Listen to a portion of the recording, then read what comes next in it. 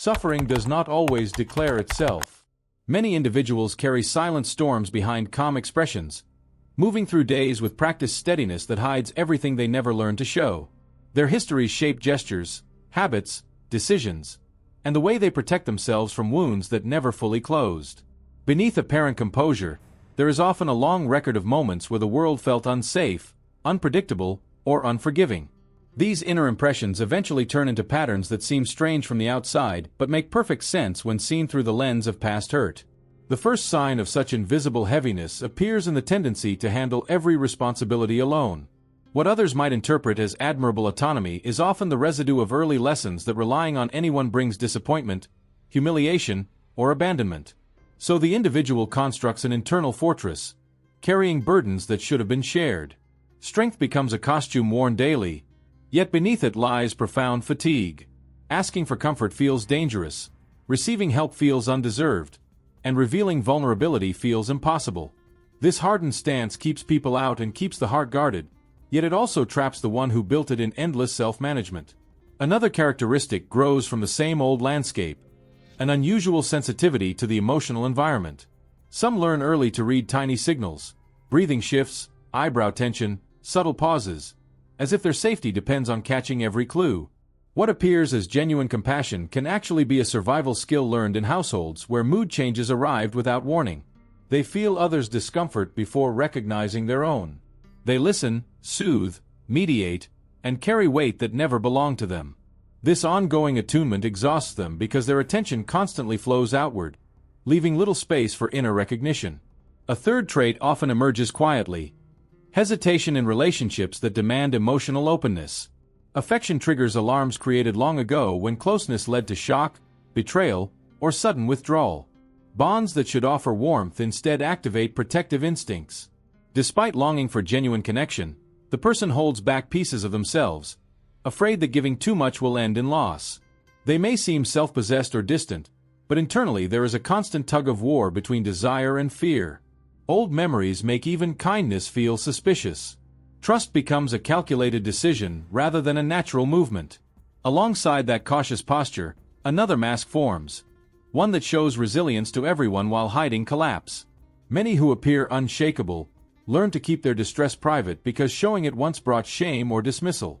So they maintain poise in public, smile when necessary, and speak with calm certainty even on days when their thoughts are falling apart. Tears appear only in hidden corners. Exhaustion is swallowed quietly. They give advice, support others, and keep meeting expectations until solitude finally releases the emotions they have carried without witnesses. Each of these traits grew as a response to overwhelming experiences that demanded adaptation. They were not chosen freely. They were built for survival. Yet understanding them brings gentleness to places once filled with self-blame and invites a new way of relating to one's own history. Some people move through the world as if every sound, light, or crowded space strikes harder than it should. Their bodies remember things long forgotten by the mind. Sudden noise feels like a threat, unexpected touch brings tension, and busy environments drain them faster than anyone realizes. This heightened sensitivity is not fragility. It is the echo of years spent on alert. When danger once appeared without warning, the nervous system learned to stay ready, even in moments that are objectively safe. A slight shift in tone or a poorly lit room can trigger reactions that feel irrational on the surface but make perfect sense when understood as the body's attempt to shield itself. This responsiveness becomes both gift and burden, an ability to notice what others overlook, yet a constant demand on internal energy. From this same internal vigilance arises an intense drive to keep every detail under control. Those who live through chaos often grow convinced that the only way to stay safe is to manage everything meticulously. Plans become lifelines, routines become anchors, and unpredictability feels dangerous rather than exciting. What looks like organization or discipline is often desperation to prevent another collapse like the ones endured before. Delegating tasks feels impossible because trusting someone else with anything important awakens old fears. Even when circumstances are stable, the mind scans for possible threats, creating fatigue that never truly fades. Control becomes armor, heavy, rigid, and protective. It blocks spontaneity, but it also blocks the sense of being supported. When that constant pressure becomes unbearable, quiet becomes a sanctuary. Stepping away from noise, demands, and social pressure offers relief no conversation can provide. Retreat is not rejection of others but an instinctive attempt to protect the self from overstimulation. Sitting alone for a few minutes or withdrawing into a silent room becomes a way to rebuild inner order. This stillness feels like the only place where emotions can settle without judgment. Yet the same silence that repairs can slowly harden into distance. What began as temporary refuge may slowly turn into habit, and without noticing it, the person stops inviting others in. Solitude becomes safe, but it can also turn love and connection into distant memories. Behind that need for space stands a heart guarded by careful hands. Opening up feels like stepping onto unstable ground, even when the present offers gentleness instead of harm. A single expression on someone's face, a delayed reply, a misunderstood phrase, they can all stir deep unease. The emotional doors stay closed not because affection is unwanted, but because the memory of heartbreak remains louder than the possibility of safety. Every new bond is filtered through layers of scrutiny. The person measures words, studies gestures, and questions intentions. They crave closeness yet resist it, hoping to avoid the kind of pain that once shook their foundations.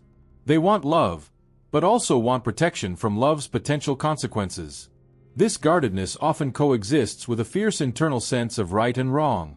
People shaped by suffering frequently develop sharp awareness of fairness because they know how painful it is to be treated unjustly, ignored, or dismissed. The smallest hint of disrespect awakens old feelings of helplessness. They speak up quickly, defend themselves when others might remain silent, and react strongly to situations that carry even a trace of cruelty. This moral clarity does not come from theory. It comes from having lived through moments where no one defended them.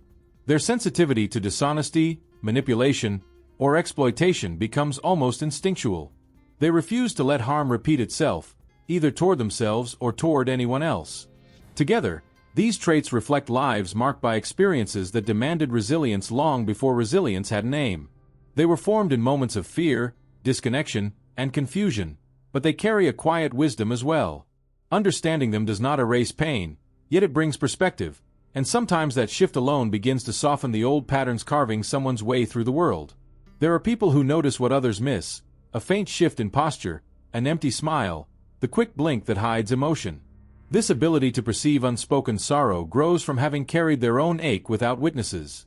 They recognize the subtle signs because they once relied on the same quiet signals to survive. Their attention is precise, compassionate, and intuitive. They understand pain in its muted forms and offer presence without pressing for explanations. Though this sensitivity can bring meaningful connection, it also weighs heavily when they forget to safeguard their energy. Seeing too much can drain them, especially when they absorb feelings that are not theirs to hold. Alongside this deep perceptiveness exists an old fear, the belief that needing anything makes them a burden. They apologize for small things, avoid asking for help, and shrink their own emotions so others remain comfortable. The idea of inconveniencing someone feels unbearable, even when the request is reasonable. This pattern usually started in places where their struggles were dismissed or treated as exaggeration. They learned to survive by minimizing themselves. As adults, they carry that invisible rule into every relationship, trying not to take up space. Beneath the politeness lies quiet sorrow, a sense that their presence is something to compensate for instead of something to value. Yet even with that hidden guilt, they find solace in the simplest moments. A steady breeze through an open window, a warm drink on a cold morning, a soft laugh from someone dear. These details hold immense meaning. Pain rearranges priorities, teaching them to savor fleeting comfort. What others overlook becomes a source of strength. They gather beauty in small gestures, brief silences, and gentle routines. This attentiveness is not naive. It is the result of having endured times when peace felt unreachable. Their gratitude carries depth born from survival. As healing unfolds, a final impulse rises, the desire to transform past suffering into direction. Endurance alone stops being enough. They feel called to understand what their experiences shaped within them and how those experiences can illuminate their lives moving forward. This longing for purpose does not come from denial but from maturity. It arises when the inner landscape no longer feels ruled by old memories. They begin offering support where once they felt powerless, guiding others with insight they never had when they needed it most. The wounds do not vanish. They simply lose their control. What once overwhelmed now informs, clarifies, and guides. Through these traits runs a quiet truth.